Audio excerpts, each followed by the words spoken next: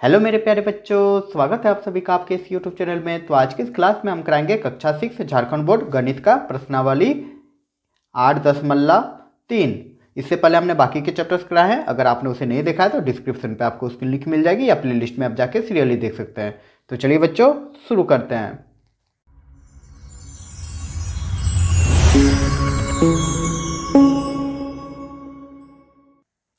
तो बच्चा पहला नंबर क्वेश्चन कह रहा है कि नीचे दिए गए प्रतिरूपों को ध्यान से देखकर, यहाँ पे कुछ प्रतिरूप दिए गए हैं और प्रतिरूप को ध्यान से देखकर प्रतिरूपों को बनाने के लिए प्रयोग किए गए आवश्यक तिल्लियों की संख्या के लिए चर का प्रयोग कर नियम लिखिए। ठीक ना, एक नियम लिखना है जिससे ये प्रतिरूप सब आराम से बन जाए। तो एक नंबर हम लोग देख रहे हैं, ए नंबर एक्स है, इसमें 2 गो एक्स है, इसमें 3 गो एक्स है, इसमें 4 गो एक्स है। ठीक है, तो चलिए बच्चा बनाते हैं इसको, कॉपी में तो समझ में आएगा। तो यही है बच्चा प्रतिरूप, आप लोग को दिख ही रहा होगा। तो इसको हम लोग को अब नियम लिखना है। तो ए नंबर में यहाँ पे 4 गो है, ठीक है ना, 4 गो प्रतिरूप दिया हुआ है एक्स का। तो हम यहाँ पे देख रहे हैं एक नंबर में एक्स बनाने के लिए कितना तिल्ली लग रहा है, 1 तिल्ली 2 तिल्ली। ठीक है, एक नंबर में 2 तिल्ली लग रहा है। दूसरा नंबर में हम जब देख रहे हैं तो 1 तिल्ली 2 तिल्ली 3 तिल्ली 4 तिल्ली इसमें लग रहा है। तीसरा नंबर में देख रहे हैं तो 1 तिल्ली 2 तिल्ली 3 तिल्ली 4 तिल्ली 5 तिल्ली 6 तिल्ली इसमें लग रहा है। ठीक है, 3 गो एक्स बनाने के लिए। उसी प्रकार इसमें 8 गो तिल्ली लग रहा है 4 गो एक्स बनाने के लिए। तो पिछला ही अध्याय में हमने बताया था कि इस तरह का जब भी क्वेश्चन रहेगा तो सिंपली कुछ करना नहीं रहता है, जितना तिल्ली लग रहा है पहला प्रतिरूप बनाने में वो लिख देंगे, 2 लिख देंगे और n लिख देंगे। ठीक है, तो जरा समझते हैं इसको कि बच्चा देख लीजिए, यहाँ पे नियम है x है, x बनाने के लिए कितना तिल्ली लग रहा है, x बनाने के लिए हमको 2 तिल्ली लग रहा है, लेकिन 2 को जब x दे देंगे तो हमको कितना तिल्ली लग रहा है, 4 तिल्ली लग रहा है। तो नियम सिंपली हम बताए थे, ठीक ना, पिछला एक क्लास में, कि जितना तिल्ली है 2 तिल्ली है तो 2 लिख देंगे और एक चर पद लिख देंगे n। ठीक ना, मतलब n मतलब हो गया आकृति की संख्या। ठीक है, x आकृति के गो है, अगर x आकृति ए गो रहेगा तो 2 गुना 1 कर देंगे इक्वल टू 2 तिल्ली लग जाएगा। ठीक है, अगर x आकृति आपका 2 गो रहा, जैसे इसमें 1 2, तो तिल्लियों की संख्या कितना हो जाएगा, x n होता है, तो हम x n आकृति कितना है, 2 गो है, तो 2 से गुना कर देंगे तो कितना हो जा रहा है, 4 तिल्ली लग जा रहा है। उसी प्रकार अगर हम x की आकृति जो है वह 3 गो ले लें तो क्या हो जाएगा, फॉर्मूला जो हम बताएं, पहला ही नियम जो हम लिखें, जितना तिल्ली है पहला आकृति में 1 2 तिल्ली है 2 n लिख देंगे, तो 2 n लिख देंगे, इसी में सेट करेंगे, 2 लिख देंगे, n कितना आकृति है इस बार 1 2 3, 3 आकृति है तो गुना 3 कर देंगे, तो कितना हो जाएगा, 3 दूनी 6 तिल्लियाँ लग जाएगा। तो यही है नियम 2n। ठीक ना, सबका अलग अलग नहीं लिखना है, सिर्फ एक ही आकृति का निकल जाएगा क्योंकि सब x आकृति ही है। ठीक है, अब बच्चा लिखना कैसा है, तो चलिए लिखते हैं इसको। तो बच्चा हम यहाँ लिख देंगे कि एक प्रतिरूप बनाने के लिए आवश्यक तिल्ली, एक प्रतिरूप x का बनाने के लिए कितना तिल्ली लग रहा है, 1 2 तिल्ली लग रहा है तो 2 लिख देंगे। इसीलिए हमको यहाँ पे n प्रतिरूप बनाने के लिए, n मतलब क्या, एक चर का प्रयोग करने बोला है आपको। ठीक ना, चर का प्रयोग कर नियम लिखिए, यही कह रहा है। तो एक चर का प्रयोग हम करेंगे, n लिखेंगे, या x लिखो या y लिखो, आप जो लिख सकते हैं, तो हम n ही लिखते हैं। n मतलब क्या, या तो प्रतिरूप 2 हो सकता है, या तो 3 हो सकता है, या तो 4 हो सकता है। n मतलब चर पद जिसका मान बदलता है। अगर हम 2 प्रतिरूप बनाएंगे तो उसके लिए सेम नियम पे लग जाए, तो वो नियम क्या था, 2n था, अभी जस्ट हमने बताया।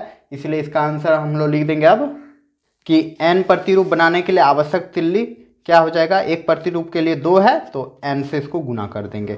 ठीक है, और यही हो जाएगा वो नियम, और आंसर भी यही हो जाएगा। उम्मीद करूंगा समझ गए होंगे। चलिए अब देख लेते हैं दूसरा नंबर। तो दूसरा नंबर बच्चा यही है, इस बार y है। ठीक ना, तो y बनाने के लिए कितना तिल्ली लग रहा है, 1 2 3। ठीक ना, तो सेम वैसे ही लिख देंगे इसमें भी कि एक प्रतिरूप बनाने के लिए आवश्यक तिल्ली कितना लग रहा है, 3 लग रहा है, तो 3 लिख देंगे। तो हमको n प्रतिरूप चाहिए, इसीलिए 1 गो डॉट ऊपर 2 गो डॉट नीचे, इसका मतलब होता है इसीलिए n प्रतिरूप बनाने के लिए आवश्यक तिल्लियाँ इक्वल टू हो जाएगा 3n। कहने का मतलब ये है, जरा समझना, ठीक ना, 3n यही हो जाएगा आंसर। एक बार अच्छा से फिर से समझा दे रहे हैं। जैसे देखो y बनाने के लिए के गो प्रतिरूप चाहिए, हमको 3 चाहिए। ठीक है, तो हम क्या लिख दिए, 2n लिख दिए, सॉरी 3 गो है ना तो 3n लिख दे रहे, 3 गो तिल्ली यहाँ पे जरूरत है, तो मतलब एक प्रतिरूप बन रहा है तो n के जगह 1 लिख देंगे, तो कितना हो जाएगा 3। उसी प्रकार जब y का 2 प्रतिरूप बनेगा तो 3n, यही फॉर्मूला यही नियम हमने लिखा है, तो हम लिख देंगे 3 × 2, क्योंकि 2 प्रतिरूप है तो n के जगह हम 2 लिख देंगे। तो कितना हो जाएगा बच्चा, 3 दूनी 6, मतलब 6 गो तिल्ली की आवश्यकता होगा, जैसे 1 2 3 4 5 6 है क्या ना। उसी प्रकार अगर कि y जो आकृति है वो आपका 3 गो है, ठीक ना, y की आकृति 3 गो है तो 3 × n के जगह हम 3 लिख देंगे, क्योंकि 3 गो आकृति है तो कितना तिल्ली लग जाएगा, 9, 3 × 9, तो यही हो जाएगा। उम्मीद करूँगा ये समझ गए होंगे, लेकिन आपको ये नहीं लिखना है, आपको लिखना है ये, ठीक है, इतना ही लिख देंगे आपका आंसर हो जाएगा। तो उम्मीद करूँगा ये क्वेश्चन समझ गए होंगे। तो चलिए अब देखते हैं नेक्स्ट क्वेश्चन। तो प्रश्न संख्या आपका 2 है कि परवेज अपने छोटे भाई से 2 वर्ष बड़ा है। उसका जो छोटा भाई है तो परवेज कितना बड़ा है, 2 साल बड़ा है। तो चर का प्रयोग कर, मतलब कोई चर ले लेना है, प्रयोग कर परवेज की उम्र ज्ञात कीजिए, ठीक ना, ज्ञात करने के लिए व्यंजक प्राप्त कीजिए। ठीक है, यहाँ पे चर का प्रयोग करने बोला है और परवेज का उम्र कैसे ज्ञात किया जा सकता है उसके लिए व्यंजक लिखने बोला है। ठीक है, तो चलिए बनाते हैं। तो हमको परवेज का उम्र चाहिए, तो उसके लिए हमको उसके छोटे भाई का उम्र को हमको चर मानना पड़ेगा, ठीक ना, कुछ चर मानना पड़ेगा। छोटे भाई जो है उसे 2 वर्ष बड़ा है ना, परवेज छोटे भाई से 2 वर्ष बड़ा है, इसलिए हम लोग लिख लेंगे कि माना छोटा भाई,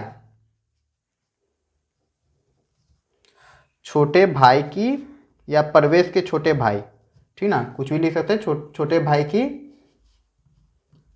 उम्र इक्वल टू हम मान ले रहे हैं x।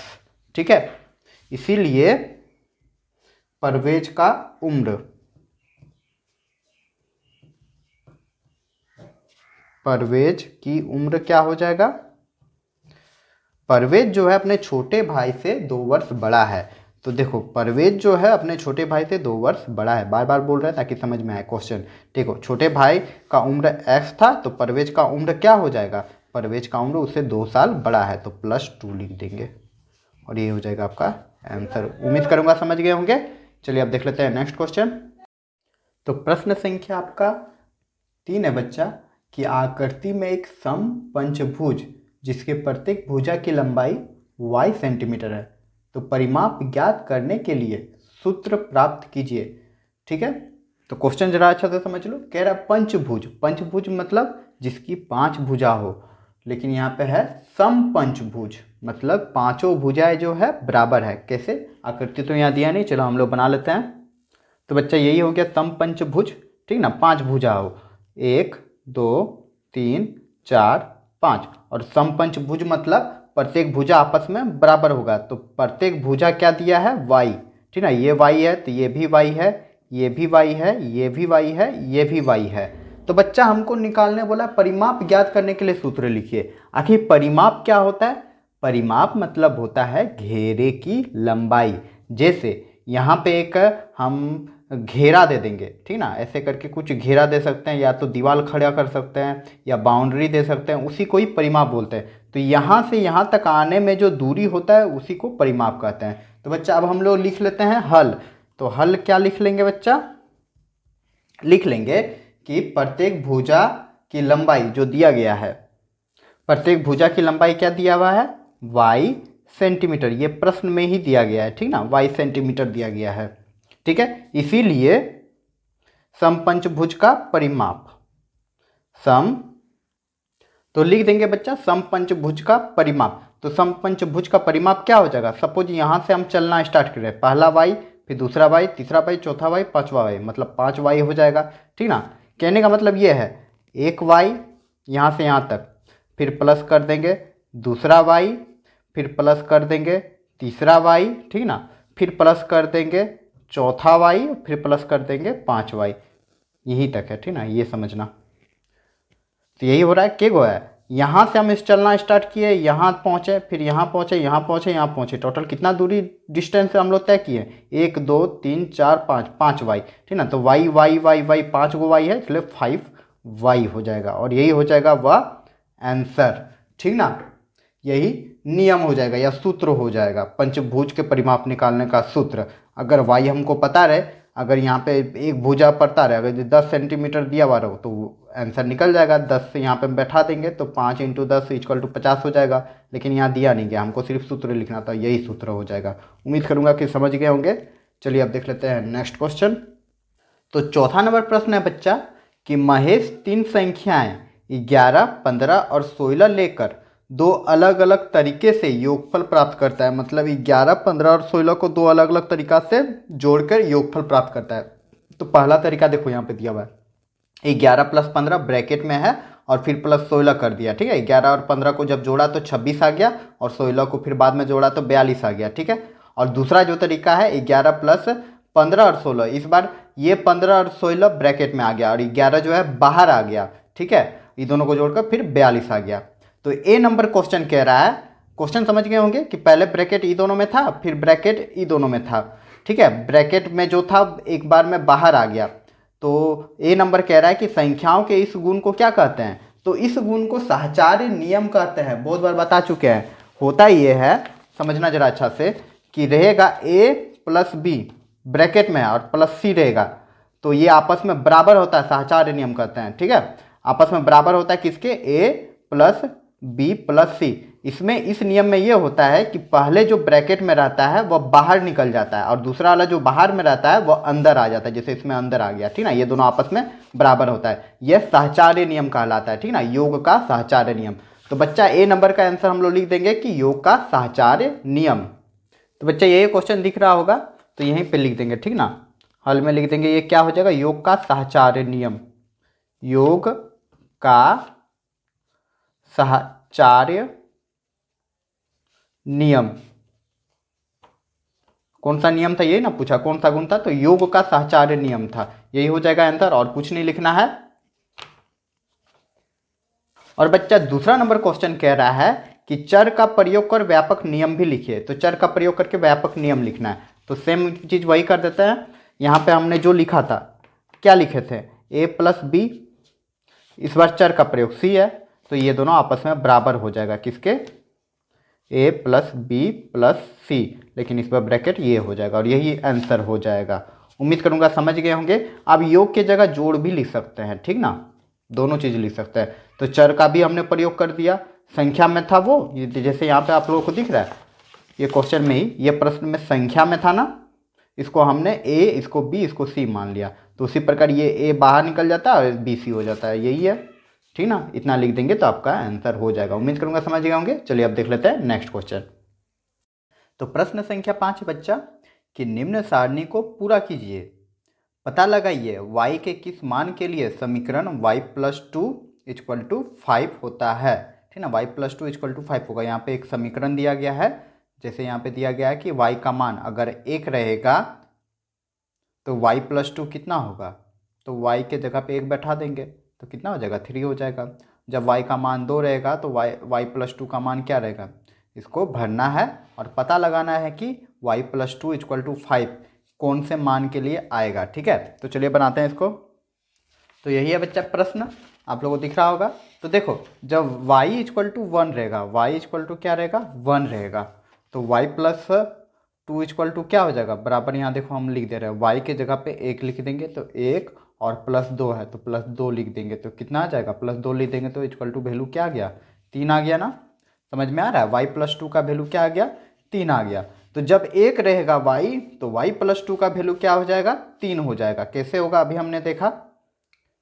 तो यहाँ पे देखिए प्रश्न में है कि 5 आना चाहिए, y + 2 = 5 आना चाहिए। क्या ये आ रहा है? नहीं ना आ रहा है। तो यहाँ पे आप लोग नहीं लिख सकते या फिर नहीं लिखेंगे, हम लोग लास्ट में कर देंगे। ठीक है, अब जब y का वैल्यू 2 रहेगा तो y + 2 का वैल्यू क्या हो जाएगा? y + 2 का वैल्यू क्या हो जाएगा? जब y का वैल्यू क्या रहेगा? 2 रहेगा, तो 2 + 2 = क्या हो जाएगा? 4 हो जाएगा। तो y जब 2 रहेगा तो y + 2 का वैल्यू 4 हो जाएगा। और y जब 3 रहेगा, तो y जब 3 रहेगा तो क्या हो जाएगा? 3 + 2 = क्या हो जाएगा? 5 हो जाएगा ना। 3 और 2 5 हो रहा है, तो यहाँ पे क्या लिख देंगे? 5 लिख देंगे। ठीक ना, समझ में आ रहा है? और यही तो वो वैल्यू है, यही तो है, 5 आना चाहिए। आ रहा है ना? किस में 5 आ रहा है? इसी में आ रहा है। तो यहीं पे हाँ लिख सकते हैं कि y + 2 = 5। तो इसमें हाँ लिख सकते हैं, या नहीं लिखेंगे तो भी चलेगा। कैसे करेंगे अभी समझ में आ जाएगा। ठीक है, तो यहाँ पे हम लोग क्या देख रहे हैं? अब आगे हम देख रहे हैं कि y का वैल्यू जब 4 रहेगा, तो y + 2 है, y का वैल्यू जब 4 रहेगा तो +2 करेंगे तो क्या आ जा रहा है? 6 आ जा रहा है, तो 6 आ जाएगा। उसके बाद 5 है, देखो 1 आया तो 3 आया, 2 आया तो 4 आया, 3 आया तो 5 आया, 4 आया तो 6 आया। मतलब एक एक बढ़ते जा रहा है, 3 4 5 6। तो जब 5 रहेगा तो 7 आ जाएगा, जब 6 रहेगा तो 8 आ जाएगा, जब 7 रहेगा तो 9 आ जाएगा, जब 8 रहेगा तो 10 आ जाएगा। कैसे, देख लो, हम लिख दे रहे हैं y+2, जब 8 रहेगा तो 8+2 इक्वल टू क्या आ जाएगा, 10 आ जाएगा। तो यहाँ पे मेरा सारणी भर गया। उम्मीद करूँगा कैसे भर रहे हैं आप लोग समझ गए होंगे। अब यहाँ पे बच्चा हम लोग देख रहे हैं कि देखना है कि कौन सा वैल्यू आपका y+2 इक्वल टू 5 आ रहा है। तो y+2 इक्वल टू 5 किस में आ रहा है, यही ना आ रहा है, y+2 इक्वल टू 5 यही आ रहा है। ठीक है, किसके लिए आ रहा है, 3 के लिए आ रहा है, जब y का मान 3 आएगा। तो अतः हम लोग लिख देंगे जो आपका प्रश्न में है वही लिख देंगे कि अतः यहाँ पे लिख देंगे कि यहाँ केवल y इक्वल टू 3, y का मान जब 3 आ रहा है मतलब y इक्वल टू 3 के मान के लिए समीकरण y+2 इक्वल टू 5 होता है, जो प्रश्न में ही है। y के किस मान के लिए, तो y इक्वल टू 3 के मान के लिए। ठीक है, y इक्वल टू 3 जब रहेगा तो मेरा यहाँ पे y+2 5 आ रहा है। उम्मीद करूँगा समझ गए होंगे, यही लिख देंगे, आपका आंसर हो जाएगा। ठीक है बच्चा, तो चलिए अब देखते हैं नेक्स्ट क्वेश्चन। तो अगला क्वेश्चन है बच्चा क्वेश्चन नंबर 6 कि इनमें से कौन समीकरण नहीं है। पूछ रहा है कौन सा समीकरण नहीं है। ठीक है, तो समीकरण उसको बोलते हैं जिसमें बराबर हो। ठीक है, ये देखो ग्रेटर देन है, ये देखो लेस देन है, जब ये सब चिन्ह रहेगा तो वह समीकरण नहीं कहलाता है किसी भी बीजीय व्यंजक में। ठीक है, समझ में आ रहा है। तो देखो जो जो बराबर है वो लोग समीकरण है, जैसे ए और सी जो है इसमें बराबर है इसलिए ये आपका समीकरण है। लेकिन यहाँ पे बी जब हम देख रहे हैं तो इसमें ग्रेटर देन है, और डी जो देख रहे हैं इसमें लेस देन का चिन्ह लगा हुआ है, तो ये दोनों समीकरण नहीं है। तो हल लिख देंगे कि बी, ठीक है ना, y/4, सॉरी y/4 है, फिर से लिख दे रहे हैं y/4 लिख देंगे कि y/4 ग्रेटर देन 10। ठीक है, और डी नंबर जो है 2p+1 लेस देन 5। ठीक है, समीकरण नहीं है, समीकरण नहीं है। उम्मीद करूंगा समझ गए होंगे, और कुछ नहीं था इसमें। ठीक है, तो चलिए अब देखते हैं नेक्स्ट क्वेश्चन। तो बच्चा अगला क्वेश्चन आपका ये रहा कि y के किस मान के लिए समीकरण 12 - y इक्वल टू 5 सही है। तो यहाँ पे 4 ऑप्शन दिया, इसमें से कौन सा ऑप्शन सही है उसी पे टिक लगा देना है। ठीक है ना, कौन सा मान सही होगा, तो ए नंबर ले रहे हैं। ठीक है, हल लिख दो, लिख सकते हो नहीं भी लिख सकते हो। जब y इक्वल टू 8 रहेगा तो क्या हो जाएगा, 12 - y इक्वल टू 5 आना चाहिए। ठीक ना, तो देखो हम 12 का 12 ही रहने देंगे और y की जगह पे 8 लिख देंगे, -8। तो क्या ये दोनों 5 आ रहा है, तो यहाँ पे क्या हो जाएगा, 12 में जब 8 घटा देंगे तो कितना हो जाएगा, 8 4 12 मतलब 4 आ रहा है। तो 4 क्या बराबर है 5 के, बराबर नहीं है, तो इक्वल टू नॉट दे देंगे। ठीक ना, तो ये समीकरण तो नहीं होगा। अब दूसरा देख लेते हैं y इक्वल टू 9 के लिए। तो y इक्वल टू 9 के लिए देख ले रहे हैं, तो क्या है क्वेश्चन, 12 - y इक्वल टू 5 आना चाहिए। तो यहाँ 12 लिख देंगे और माइनस y के जगह पे क्या लिख देंगे, 9 लिख देंगे, इक्वल टू क्या 5 आ रहा है। तो 12 में जब 9 घटाएंगे तो कितना आ जा रहा है, 9 10 11 12 3 आ रहा है। ठीक ना, 3 क्या बराबर है 5 के, नहीं ना है, तो इक्वल टू नॉट दे देंगे। ठीक है, अब सी नंबर देख ले रहे हैं, तो ऑप्शन ए ऑप्शन बी भी नहीं होगा। सी नंबर क्या है, y इक्वल टू 7। तो 7 के लिए देख लेते हैं, क्वेश्चन है 12 - y इक्वल टू 5 आना चाहिए। ठीक है, तो यहाँ लिख देंगे 12 माइनस y के जगह पे 7 लिख देंगे, क्या 5 आ रहा है। तो देखो 12 में जब 7 घटाएंगे तो कितना आ जाएगा बच्चा, 5 आ जाएगा, 5 आ रहा है ना, 7 5 12। ठीक है, तो 5 आ जा रहा, तो ऑप्शन क्या हो जाएगा, सी हो जाएगा। ठीक है, आंसर यही हो जाएगा सी। तो आंसर हम लोग क्या लिख देंगे, सी। ठीक है, और यही हो जाएगा आंसर। अब डी हमको चेक करने का भी जरूरत नहीं है, क्योंकि 5 घटाएंगे तो फिर 12 में 5 घटाएंगे तो नहीं ना आएगा, क्योंकि सी वाला आया, 7 वाला आया, एक ही को हल हो सकता है। हर समी एक चर वाले समीकरण में एक ही हल होता है। एक चर मतलब क्या होता है, एक चर मतलब देखो यहाँ पे एगो चर है ना, सिर्फ y है, तो एक चर वाले समीकरण का हल सिर्फ एक ही गो होता है, इसलिए ऑप्शन सी हो जाएगा। ठीक है, चलिए अब देख लेते हैं नेक्स्ट क्वेश्चन। हाँ, 2 चर रहता तो उसमें 2 हल होता। तो चलिए अब देखते हैं नेक्स्ट क्वेश्चन। तो या आप चाहे तो y बराबर 5 का भी मान निकाल सकते हैं। तो y बराबर जब 5 ले लेंगे तो निकाल ही, तो कितना समय लगेगा, इक्वल टू 5 कर दे रहे हैं। तो 12 में जब 5 घटा देंगे तो 5 के बराबर आएगा, 12 में 5 घटा देंगे तो कितना हो जाएगा, 7 हो जाएगा ना, 7 5 12। तो आपस में बराबर है, नहीं है जी, आपस में बराबर नहीं है। तो ऑप्शन क्या हो जाएगा आपका, यही हो जाएगा। ठीक है, ऑप्शन सी। चलिए अब देखते हैं नेक्स्ट क्वेश्चन।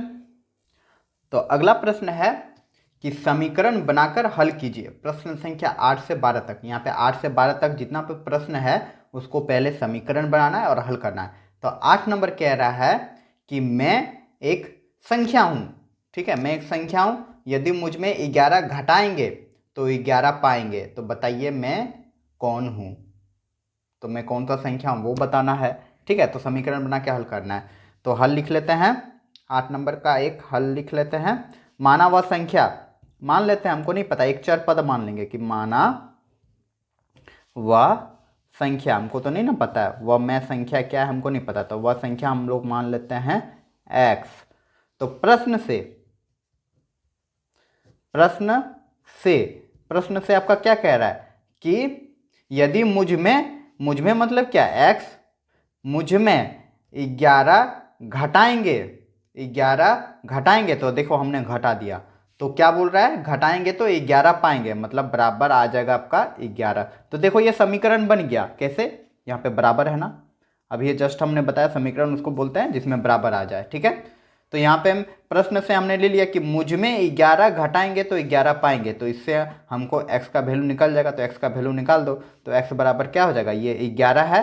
हम यहाँ पे जो 11 है माइनस में जब बराबर के उस साइड भेज देंगे तो प्लस में 11 हो जाएगा। ठीक ना, आप लोगों को तो पता होगा ये रूल।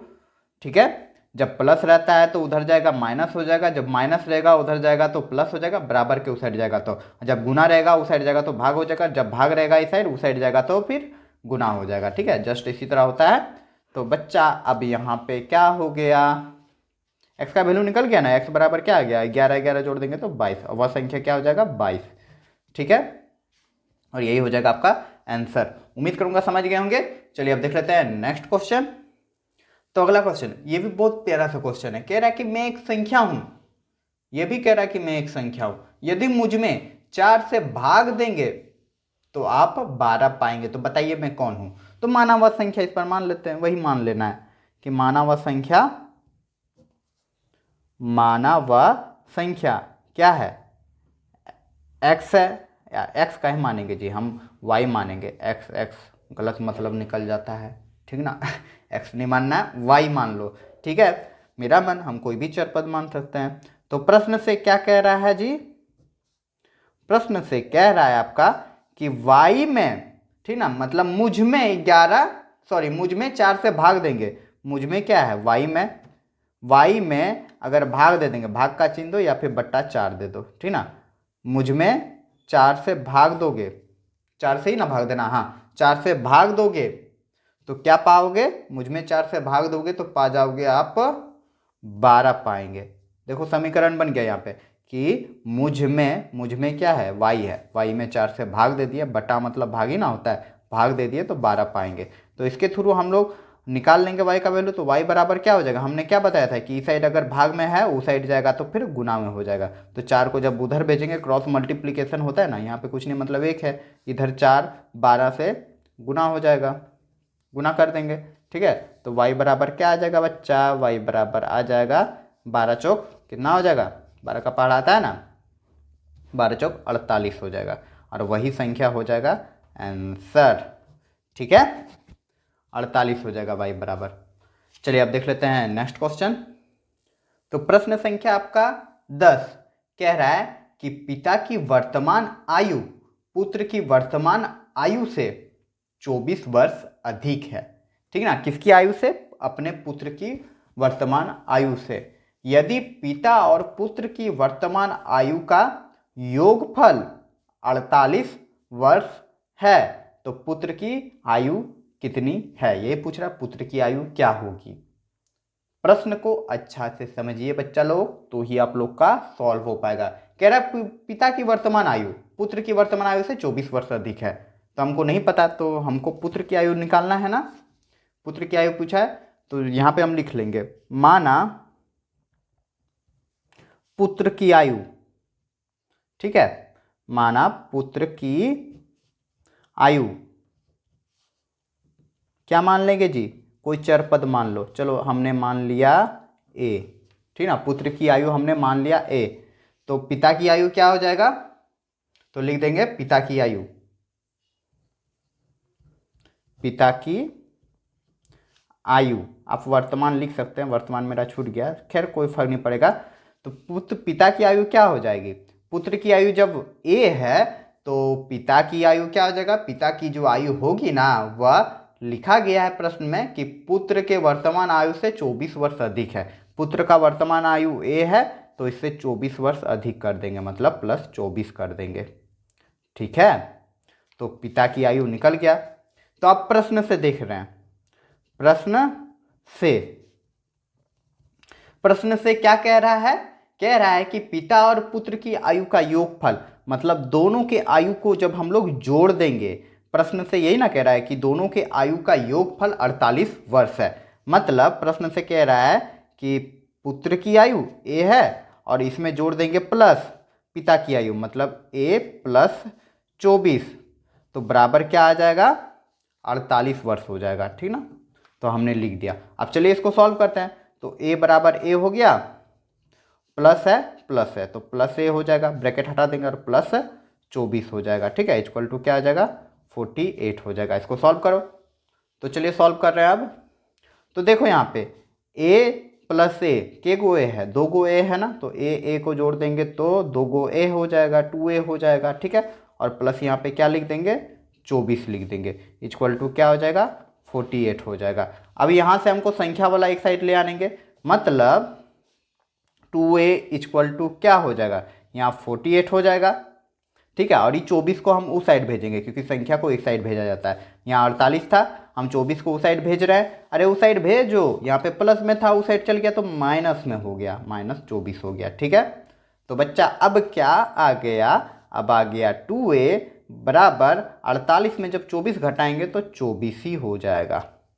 ठीक ना, 24 हो गया, 48 में 24 आप लोग घटा दीजिए, अरे घटा दो ना, 24 सिंपली घटा हुआ है। देखो 8 में 4 गया 4 और 4 में 2 गया 2, यही तो लिख दिए 24। ठीक है, तो अब यहाँ से हमको a का वैल्यू निकाल लो। a बराबर क्या हो जाएगा, 24 हो जाएगा। देखो यहाँ पे 2 जो है a के साथ 2a है, इसका मतलब है 2 गुना a है। a क्या है, गुना में है, तो हम क्या बताए थे, बराबर के उस साइड जाएगा तो भाग में हो जाएगा, तो बटा 2 कर देंगे। ठीक है, अब यहाँ से a का वैल्यू निकल जाएगा, काट दो। देखो 2 एका 2, 2 एका 2, 2 दूनी 4, 12 बार में कट जाएगा, 12 दूनी 24 होता है ना, होता है ना। देखो 2 एका 2 और 2 12 24 हो जाएगा, तो a बराबर क्या आ जाएगा, 12। और पुत्र की आयु हम लोग को निकालना है, पुत्र की आयु ही निकालना है, तो पुत्र की आयु हमने क्या माना था, a माना था, और a का वैल्यू क्या आ गया, 12। इसका मतलब पुत्र की आयु क्या हो गया, 12 वर्ष। इसीलिए लिख देंगे पुत्र की आयु, पुत्र की आयु इक्वल टू हमने क्या माना था, a माना था, इक्वल टू क्या हो जाएगा, 12 आया, तो 12 वर्ष में था, और यही हो जाएगा आपका आंसर। ठीक है, 12 वर्ष आंसर हो जाएगा। उम्मीद करूंगा समझ गए होंगे, बहुत इजी सा क्वेश्चन था, सिर्फ स्टेप बाय स्टेप आप लोग को बनाना था। चलिए अब देख लेते हैं नेक्स्ट क्वेश्चन। तो प्रश्न संख्या 11 बच्चा कि प्रयत्न और भूल विधि से निम्नलिखित समीकरण को हल कीजिए। ए नंबर है 2y बराबर 16, कुछ नहीं है, हल करना है और y का वैल्यू निकालना है। ठीक है, तो देखो पहले हम प्रश्न उतार लेंगे, 2y इक्वल टू लिख देंगे 16। ठीक है, अब इसके जरिए हम y को अलग कर देंगे, y का वैल्यू निकाल लेंगे, तो y बराबर क्या हो जाएगा, 16। अभी जस्ट हमने बताया था कि गुना में रहेगा उस साइड जाएगा तो भाग में हो जाएगा, तो यहाँ पे 2 जो है y से गुना में है, हम उस साइड भेज देंगे तो भाग में हो जाएगा, 2 हो जाएगा। तो y बराबर क्या हो जाएगा बच्चा, यहाँ पे देखो 2 एका 2 और 2 8 16, कितना आ गया, 8 आ गया, तो y बराबर आ गया 8, यही हो जाएगा आंसर। उम्मीद करूँगा समझ गए होंगे। चलिए दूसरा नंबर आप देख लेते हैं। बी नंबर आपका क्वेश्चन है कि 20 माइनस एक्स इक्वल टू 12, यही है। तो सेम इसी तरह से हमको x का वैल्यू निकाल लेना है इसमें, तो कुछ नहीं करना है, यहाँ पे भी हल लिख लेते हैं। सबसे पहले हम प्रश्न उतार लेंगे, प्रश्न है आपका 20 माइनस एक्स इक्वल टू 12, हमने लिख दिया। तो यहाँ से x का वैल्यू निकाल लेंगे, तो देखो यहाँ माइनस एक्स लिख देंगे। ठीक है, और यहाँ पे 12 हो जाएगा। अब जब इस साइड हम देख रहे हैं 20 है, ये 20 किस में है, प्लस में, आगे कुछ नहीं है मतलब प्लस है। जब उस साइड भेजेंगे तो -20 हो जाएगा, तो बच्चा यहाँ पे -x बराबर क्या आ गया, मतलब 20 में 12 को घटा देना, हमेशा बड़ा में छोटा घटा देना, यही घटा देना है, ठीक है। देखो -20 लिख दिए और यहाँ 12 लिख दिए, प्लस में है, 12 प्लस में है और 20 माइनस में है, सिंपली घटा दो, बड़ा में हमेशा छोटा को घटा दो। तो यहाँ पे एक पैसा ले लेंगे तो 10 में 2 जाएगा तो हो जाएगा 8, और यहाँ पे 1 बचेगा, 1 में 1 जाएगा लड्डू। अब हमको सिर्फ एक चीज़ करना है, इसमें देखना है बड़ा वाला संख्या आपका 20 है, इसमें क्या लगा हुआ है, माइनस लगा हुआ है, इसलिए जो आपका हल में आएगा वो माइनस में आ जाएगा, तो यहाँ पे क्या आ जाएगा -8। तो देखो यहाँ पे हमको x का वैल्यू निकालना, -x का वैल्यू नहीं, तो देखो माइनस और माइनस कैंसिल, प्लस हो जाएगा, तो x बराबर आपका क्या आ जाएगा, यहाँ पे x बराबर आ जाएगा 8, और यही हो जाएगा आपका आंसर। क्लियर मेरे प्यारे बच्चों। चलिए अब देख लेते हैं नेक्स्ट क्वेश्चन।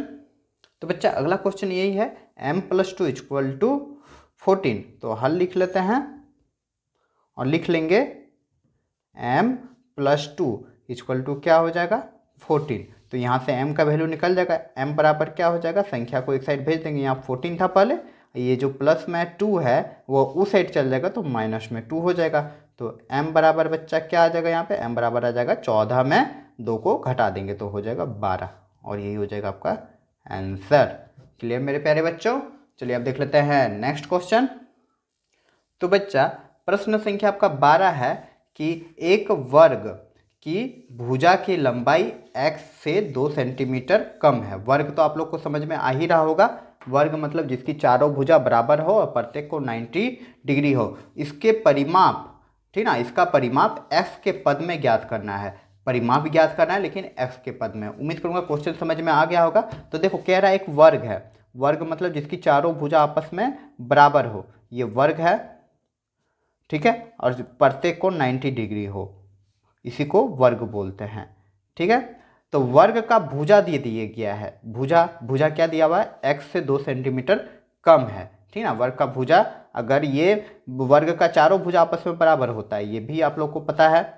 तो परिमाप पूछ रहा है, परिमाप पूछा है, परिमाप आपका x के पद में पूछा है, लेकिन परिमाप का मतलब आप लोग समझ लीजिए घेरे की लंबाई, मतलब यहाँ से जब हम बाउंड्री खड़ा करेंगे या दीवार खड़ा करेंगे या रस्सी का घेरा देंगे, जो भी देंगे, तो जो लंबाई होगी चारों बगल की, उसी को ही बोलते हैं परिमाप। उम्मीद करूँगे समझ गए होंगे। तो चलिए आप बनाते हैं, तो हम लोग हल लिख लेते हैं। तो हम पहले लिख लेंगे क्या, वर्ग की भुजा की लंबाई, वर्ग की भुजा, ठीक है, वर्ग की भुजा की लंबाई लिख सकते हो या डायरेक्ट वर्ग की भुजा ही लिखते हैं, ज़्यादा दिक्कत नहीं है इसमें। क्या कह रहा है, लंबाई जो है, भुजा की लंबाई, या वर्ग का चारों भुजा तो बराबर होता है ना, इसलिए वर्ग की हम भुजा लिख दे रहे हैं। तो देखो यहाँ पे क्या हो जाएगा, x से 2 सेंटीमीटर कम है, तो हम लिख देंगे वर्ग की भुजा क्या हो जाएगा, x से 2 सेंटीमीटर कम हो जाएगा, तो x - 2 हो जाएगा। इसीलिए लिख देंगे वर्ग का परिमाप, वर्ग का परिमाप। परिमाप जानते हो क्या होता है बच्चा, वर्ग का परिमाप होता है, के को भुजा है, 1 2 3 4, 4 भुजा है ना, मतलब यहाँ से हम बाउंड्री करें, यहाँ इतना दूर गए, फिर इतना दूर गए, फिर यहाँ आए, फिर यहाँ तक आए, यही हो गया परिमाप। तो के को भुजा है 1 2 3 4, चारों भुजा को जोड़ देंगे तो वर्ग का परिमाप होता है 4 गुना भुजा, ठीक है। ये होता है वर्ग का परिमाप का सूत्र तो यहीं डायरेक्ट निकल गया, ये दूरी ये दूरी ये दूरी ये दूरी, बार बार बता रहे ताकि आप लोग को समझ में आ जाए, ठीक ना, रटना नहीं है, समझना है। तो अब यहाँ पे हम क्या लिख देंगे, 4 गुना भुजा, तो गुना भुजा क्या हो जाएगा, x - 2, एक भुजा यही ना है x - 2, तो भुजा को हमने ब्रैकेट में लिख दिया और गुना कर दिया, ठीक है। तो हमको क्या बोला था कि परिमाप जो लिखना है x के पद में लिखना है, तो x के पद में लिख देंगे, क्या करेंगे, गुना कर देंगे, तो 4 को जब x से गुना कर देंगे तो हो जाएगा 4x, यही ना आता है। 4 को पहले हमको x से गुना करना होता है, फिर 4 को -2 से गुना करेंगे, तो 4 को जब -2 से गुना करेंगे तो क्या हो जाएगा, 4 दूनी 8 हो जाएगा, हो गया ना। और यही तो हो गया आपका आंसर। उम्मीद करूंगा समझ गए होंगे, क्योंकि हमको x के पद में लिखने बोला, इसलिए x का वैल्यू नहीं निकालना है, ठीक ना, सॉल्व नहीं करना है कि x का वैल्यू क्या होगा, x का वैल्यू वैसे निकल जाता, ठीक है, इधर 0 डाल देते हम x का वैल्यू निकाल सकते थे, लेकिन हमको यहाँ पे बोला गया था प्रश्न में कि वह x का वर्ग का जो परिमाप है वो x के पद में निकालना है। तो देखो 4x माइनस 8 हो जाएगा इसका आंसर। तो उम्मीद करूंगा ये क्वेश्चन भी आप लोग समझ गए होंगे। तो बच्चों यहाँ पे प्रश्नावली 8.3 का सारा क्वेश्चंस कंप्लीट होता है। उम्मीद करूंगा कि सारे क्वेश्चंस को आप लोगों ने अच्छे से समझ के हल किया होगा। अगर अभी भी आपके मन में दिल में कोई दुख तकलीफ है तो आप लोग कमेंट जरूर कीजिए, ठीक है। अगर बच्चों मेरा पढ़ाने का तरीका अच्छा लगा और आप कुछ सीखे हमारे इस वीडियो से तो ज़्यादा से ज़्यादा लाइक करें, अपने दोस्तों के बीच शेयर करें और आप हमें सपोर्ट कर सकते हैं इस चैनल को सब्सक्राइब करके। तो चलिए बच्चों, मिलते हैं अगले वीडियो पे अगले चैप्टर के साथ।